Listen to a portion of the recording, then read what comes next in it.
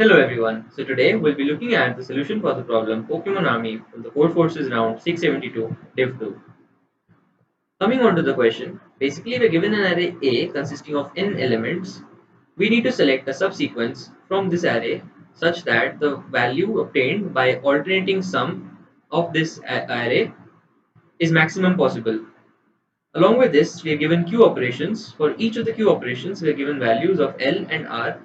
We need to swap the values of L and R and also output the maximum possible alternating sum possible with the given array after the swaps have been performed. For the given version of the problem, the value of Q is always set to 0. So these are the test cases for the given problem. We'll be looking at the third test case to understand this problem. For the given test case, the value of n is 7 and q is 0.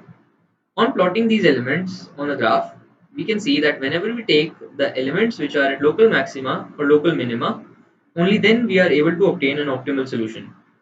So for this, when we take 5, 3 and 7 as a subsequence, when we calculate the alternate sum, we get 5 minus 3 plus 7. This gives us value of 9 and this is the only one which is maximal. Another way to look at the solution for this problem would be to take the sum of the difference of the elements when the value of the element at current index is greater than the value of the element at the previous index. So by this way, we'll be initializing the value of the answer as 1. As we move ahead, for the second element, 2. So now that the value is greater than the element on the previous index, we'll be adding the sum of the difference of these elements. So basically, now the answer becomes 2.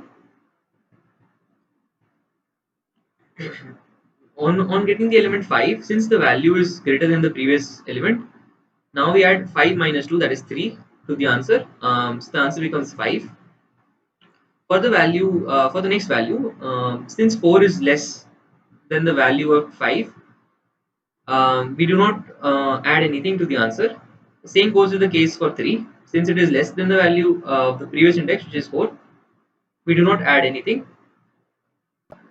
Moving ahead, now since 6 is greater than the 3, we'll be adding 6 minus 3, that is 3, to the answer. So since the answer was 5, now it will become 5 plus 3, that is 8. For the value 7, since it is greater than element 6, 7 minus 6, that is 1. So we'll be adding this to the answer. This is the final answer, 9.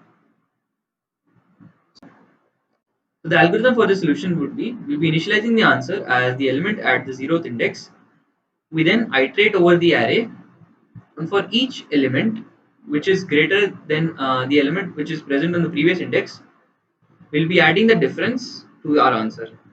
And in the end, we'll be returning the answer.